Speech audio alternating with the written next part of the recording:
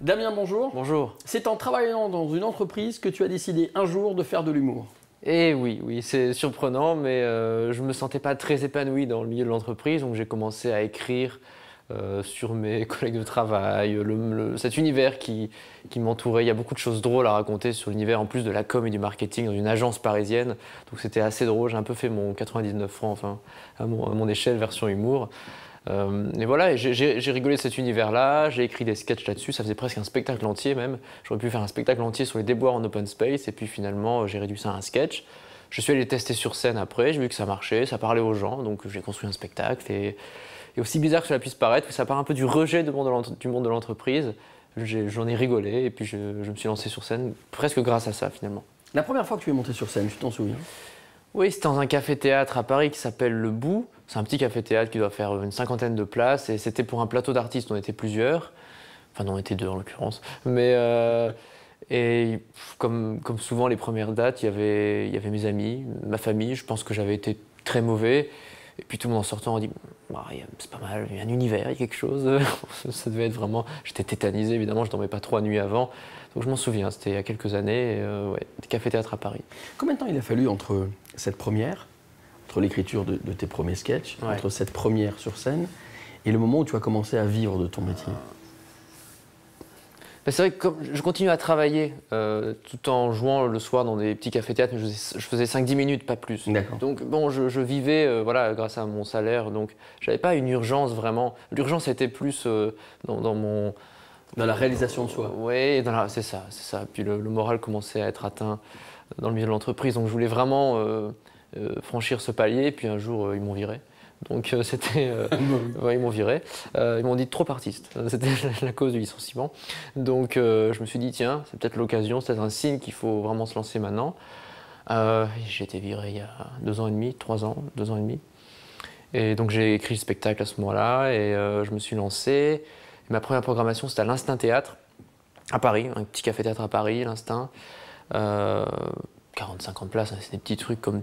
C'était il y a 2 ans et demi, je pense, que j'ai vraiment commencé. Voilà. Après, le projet, je l'avais déjà travaillé dans ma tête bien 2-3 ans avant, où je me disais, bon, il faudra peut-être franchir le palier.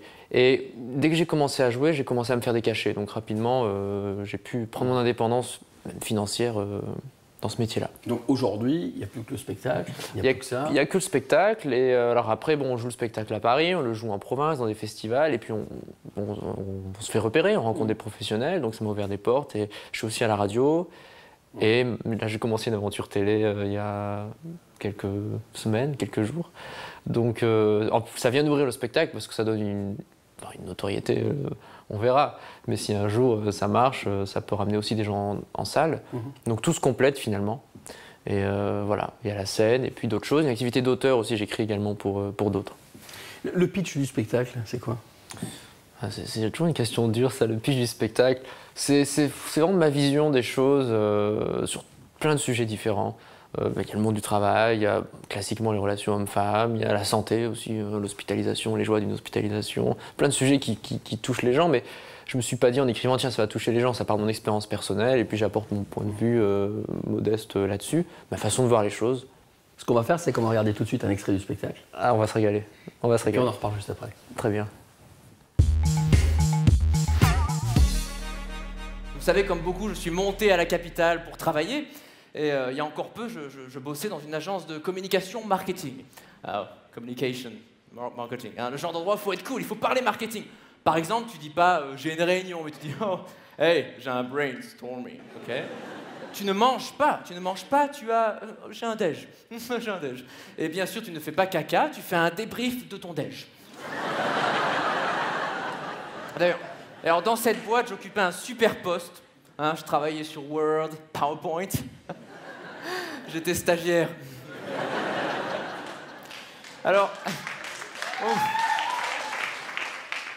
Et attends, ce qui est quand même incroyable, c'est que tu dois écrire une lettre de motivation pour devenir stagiaire. Donc enlevez-moi un doute de la tête, parce qu'à l'époque, les esclaves écrivaient des lettres de motivation. Voilà. Monsieur le directeur, mon dynamisme, mon esprit de camaraderie feront merveille dans vos champs de coton. Au moins la lettre sera affranchie. Alors, en tant que stagiaire, je me faisais exploiter en open space. Oh, en open space. Les bureaux ouverts, il n'y a plus les barrières physiques entre individus. Non, non. Enfin, si vous voulez, l'open space, dans le principe, c'est un peu comme l'Union européenne, mais quand t'es stagiaire, t'es la Lituanie. Un jour, j'ai dit stop. Un jour, j'ai dit stop, c'est plus possible. Le stage, j'en ai ras-le-bol. Je vais voir mon directeur. Monsieur le directeur, c'est plus possible. Je gagne rien, 300 € par mois. Mais tous les midis, je suis obligé de bouffer dans un restaurant pop de pain, quoi. Quoi? Ils ont pignon sur rue. Oh, c'est drôle. Et là, mon patron me dit, oh bonhomme, oh, détends-toi. Oh, c'est bon. Oh, détends-toi. Mon patron est de Colmar. Hein. Oh, tu la connais, la devise de l'entreprise. Calculer, spéculer, entreprendre. Ouais, écoute, je te fais une petite fleur. Je vais te passer stagiaire senior. Oh, stagiaire senior. Oh, puis tout ça à la Défense. Oh, c'est déprimant, la Défense. Je bossais le quartier d'affaires, la Défense, mais c'est terrible. C'est tellement déprimant, là-bas, j'ai vu un pigeon se défenestrer. Alors, à la Défense, on a inauguré une nouvelle tendance, qui a été reprise chez France Télécom, c'est que tu te suicides sur ton lieu de travail. Alors, imagine un matin, t'arrives cool, détendu à ton bureau, et là, tu vois ton collègue, le flingue vissé sur la tempe. Et le patron qui arrive, mais enfin, mais Gaëtan, qu'est-ce que tu fais? Mais Gaëtan, fais pas le con, tu vas pas tirer quand même, Gaëtan. Bon, Gaëtan, écoute, Gaëtan, est-ce que tu as bien sauvegardé tous tes dossiers? mais moi, j'ai envie de venir en aide à ces cadres suicidaires, mais c'est vrai que c'est toujours délicat de dire à un mec qui a 2 doigts de se jeter dans le vide, enfin, mais attends, mais prends un peu de recul. Pas trop, quand même. Non, j'ai envie de faire la révolution, plutôt. J'ai envie de faire tomber ce système. Est-ce que vous êtes avec moi pour faire la révolution? À dire ça a voté François Hollande, ça me fout en l'air, ça. Bon, enfin, en même temps, je fais mon malin sur scène, mais je me vois mal en chef de la révolution. Est-ce que vous pensez vraiment qu'une cheville ouvrière va faire entorse au règlement? Alors, c'est vrai qu'on se suicide beaucoup pour la pression au travail, mais il y a une autre cause de suicide. C'est gay ce soir. Une autre cause de suicide, c'est la déception sentimentale.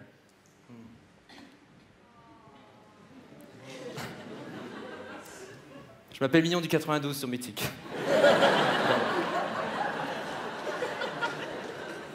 Bah oui, j'ai connu une femme, enfin j'ai rencontré une femme dans le métro à Paris, et parfois on croise un regard comme ça, vous c'est dans le tram, oh la province, et tu croises un regard comme ça, et tu fais non mais ça y est, moi c'est simple, cette femme elle était tellement belle, je me suis approché d'elle et j'en ai léché la barre du métro. Oh ça va, à peu près autant de virus que dans une maison close. Bah oui, depuis j'ai une langue de pute. Ouais. Alors, d'ailleurs, pour lui prouver mon attirance, je lui ai fait le signe du cœur comme ceci, tu vois. Hey. Puis elle m'a fait l'artère. Hey. Puis derrière elle me dit, mais enfin, mais mon petit bonhomme, tu comprends pas, mais ce que je veux c'est un mec, un vrai. Moi je veux un Latin lover, tu comprends? Un Italien, un Espagnol, un Portugais, tiens, oui un Portugais. Oui, comme ça il me saura faire la cuisine, mais aussi la salle de bain. Moi ce que je veux, c'est un mec qui me susurre des mots doux à l'oreille le soir. Il pourrait me dire oh, joint de culasse. Oh, moi, ce que je veux, c'est un mec viril avec des gros muscles, une grosse nuque. Moi, ce que je veux, c'est un mec qui a des cicatrices, tu m'entends? Un mec avec des cicatrices.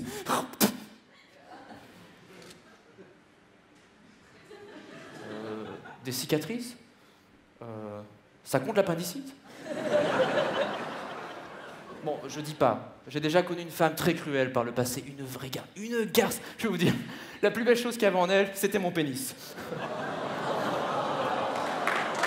Oh. Je me demande ce que vous applaudissez là en fait. Non, enfin, je suis pas très exigeant. Question femme, je demande pas grand chose. Moi, j'aime les femmes comme j'aime les pizzas. Simple et sans champignons. Voilà. Oui, donc tous ensemble, maintenant qu'on se connaît mieux, on va se poser la question, qu'est-ce que l'amour? Alors qu'est-ce que l'amour? Bon, l'amour, je crois que c'est l'aventure. L'amour, c'est l'aventure, un peu comme faire l'amour à une mineure. Hein? Enfin, ça en tout cas, ce que j'ai expliqué au juge. Ou l'aventure, d'ailleurs, ça peut être la polygamie. Bon, je vais quand même me faire l'avocat du diable. Hein. Les polygames ne font qu'appliquer la langue française à la lettre. Un amour, masculin singulier. Des amours, féminin pluriel. Et d'ailleurs, rien que dans cette salle, que celui qui a déjà trompé sa femme reste assis. Ok. Une fois, un type s'est levé quand même. Hein. Non, c'est vrai, une fois, un type s'est levé. Alors, je me souviens, sa femme l'a regardé plein d'étoiles dans les yeux et tout. Et lui, il a dit non, pas du tout, chérie, je vais pisser. Hein. Ou alors, l'amour. Oui, ça peut être ça, coucher pour donner la vie. Ah oui, oui, moi, enfin, d'ailleurs, j'aimerais être papa. J'aimerais tellement être papa. Et puis, c'est pratique si un jour j'ai besoin d'un rein.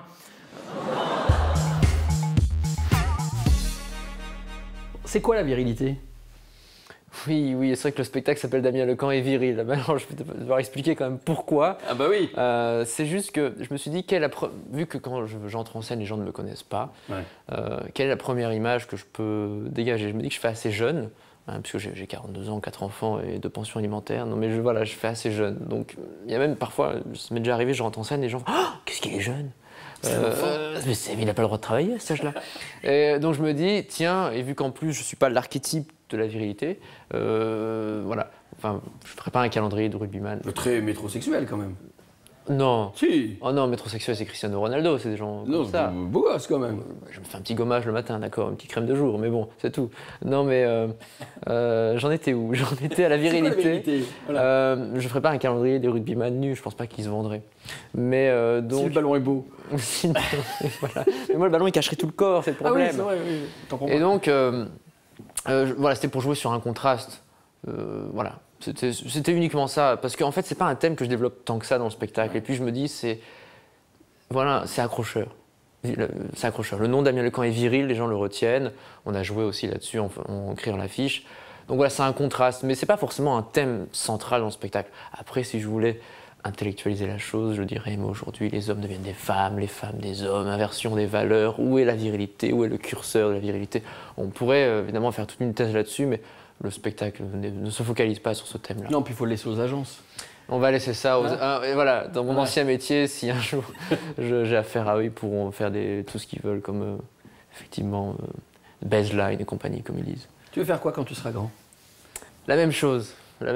Mon spectacle, en vivre, le faire évoluer, bien sûr. Moi, j'ai envie de grandir sur scène, faire grandir le spectacle, gagner toujours plus de public, et puis surtout avoir cette sensation d'être soi sur scène, de dire des choses qui nous touchent, d'être libre. En fait, moi, je me sens libre dans mon métier. C'est pas le cas de tout le monde. Je me rends compte que c'est un privilège que j'ai. C'est une chance. Donc de m'être trouvé, d'avoir trouvé ça. Donc continuer à m'éclater là-dedans, à en vivre aussi, et puis voilà, me sentir épanoui là-dedans. Et ben on te souhaite plein de bonnes choses alors. Ah oui, oui, oui, exactement.